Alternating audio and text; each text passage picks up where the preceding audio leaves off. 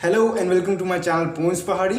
तो आज हम पढ़ने वाले हैं पीबी शैली की लिखी हुई एक बहुत ही प्यारी और बहुत ही दुख भरी पोएम, जिसमें कि उन्होंने अपनी ज़िंदगी का सबसे बड़ा दुख व्यक्त किया है, जिसका नाम है ए लेमेंट by PB Shelley. Lament means to mourn something, to grieve over something, विलाप करना, दुख व्यक्त करना। तो इस पोएम में पीबी शैली ने अपनी ज़िंदगी का सबसे बड़ा दुख व्यक्त किया है। तो देखते हैं वो दुख क्या है। So first stanza goes like this: "O world, O life, O time." So Shelley has addressed three very important things of our life and life itself. तो उसने दुनिया को एड्रेस किया, O world, O life, O time. So he is sad. So he is addressing and telling his inner feelings to the world and to his life and to the time on whose last steps I climb.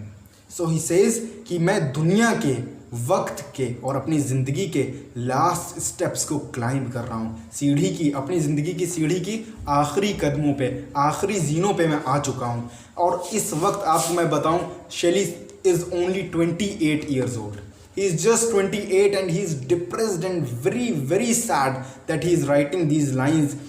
So he says कि अब मैं मरने वाला हूँ, अब मेरा आखिरी वक्त आ गया है, अब मैं ज़िंदगी की आखिरी सीढ़ी पे चढ़ रहा हूँ। Trembling at where I had stood before. And trembling, I am trembling. Tremble मतलब कांपना, मैं कांप रहा हूँ वहाँ where I stood before, जहाँ पे मैं पहले खड़ा रहता था। वो जगह जहाँ पे मैं हिलता नहीं था कभी और मैं एकदम कायम था, मेरी पोजीशन बनी हुई थी, आज मैं वहाँ पे डगमगा रहा हूँ, मेरे कदम डगमगा रहे हैं। एक मीनिंग इसका ये भी है कि वो अपना फिजिकल बैलेंस खो रहा है या फिर वो अपना एक इमोशनल बैलेंस, अपनी ज़िंदगी का अंदर का एक स्पिरिचुअल बैलेंस भी खो रहे हैं। When will it return the glory of your prime? So he says, when will return the glory of your prime? वो ज़िंदगी से कह रहे हैं तुम्हारी वो ग्लोरी, तुम्हारी वो शान, वो शौकत कब लौट के आएगी, जो तुम्हारा प्राइम में, एक जवानी में, एक जो इंसानों का एक प्राइम वक्त होता है, जब वो सबसे अच्छे होते हैं, वो सबसे एनर्जेटिक फील करते हैं, कहते हैं वो वक्त जो गुजर गया है वो कब आएगा। जबकि ही इज़ वेरी यंग, वो यंग हैं, वो 28 साल के हैं, वो एनर्जेटिक हैं, but he is saddened by something, वो बहुत ही ज़्यादा अफसोस में है, वो उनको बहुत ही गम है किसी चीज़ का। तो he says and then he answers, इसी बात को वो खुद आंसर भी करते हैं कि व्हेन विल रिटर्न, कब रिटर्न होगी तुम्हारी वो वक्त जो बहुत अच्छा होता है ए ज़िंदगी।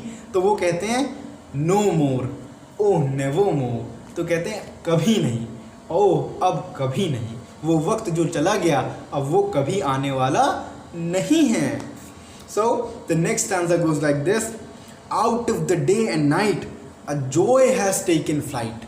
तो कहते हैं दिन और रात, out of the day and night, दिन और रात से a joy has taken flight, एक खुशी फ्लाइट ले चुकी है, चली गई है, हैज़ गॉन अवे, मेरे दिन और रात गमज़दा हो चुके हैं, दुख वाले हो चुके हैं, अब मुझे कोई खुशी इन दिन और रातों में महसूस नहीं होती है। Fresh spring, summer and winter हो, मूव माई फेंट हार्ट विद ग्रीफ। कहते हैं ये सारे मौसम, ये गर्मी, ये विंटर हो और ये ठंडक, ये ग्रीष्म ऋतु, ये बसंत, ये मुझे, मेरा दिल हिलाते हैं, मेरा दिल ले जाते हैं कहाँ, सिर्फ गम की ओर, ग्रीफ की तरफ, दर्द की तरफ।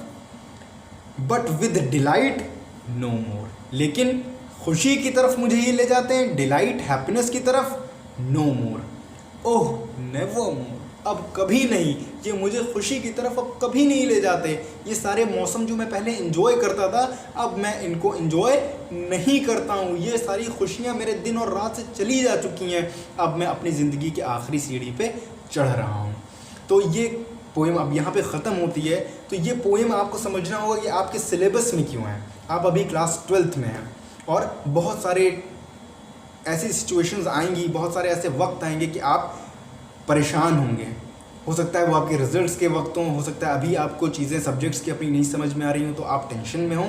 तो हमेशा आप ये याद रखिए कि स्ट्रगल ज़िंदगी में आते ही रहते हैं, लेकिन इंसान की ज़िंदगी स्ट्रगल से भरी है और वो उसको ओवरकम करता है अपनी फैमिली के सपोर्ट से, अपने दोस्तों के सपोर्ट से, और एक अपनी अच्छी ज़िंदगी को गुजारता है। तो कभी भी जब आप ऐसे थॉट्स से आपके दिमाग को ऐसे थॉट्स घेर लें कि आप परेशान हो गए हों, आपको कुछ नहीं दिख रहा हो, आपको सिर्फ अंधेरा ही अंधेरा अपनी ज़िंदगी में दिख रहा हो, तो आप अपने दोस्त को व्हाट्सएप पे टेक्स्ट कर दें और अपने दोस्तों को फेसबुक पे टेक्स्ट करें, इंस्टाग्राम पे टेक्स्ट कर दें, अपने घर वालों से बात करें, अपने माँ बाप से, भाई बहनों से बात करें।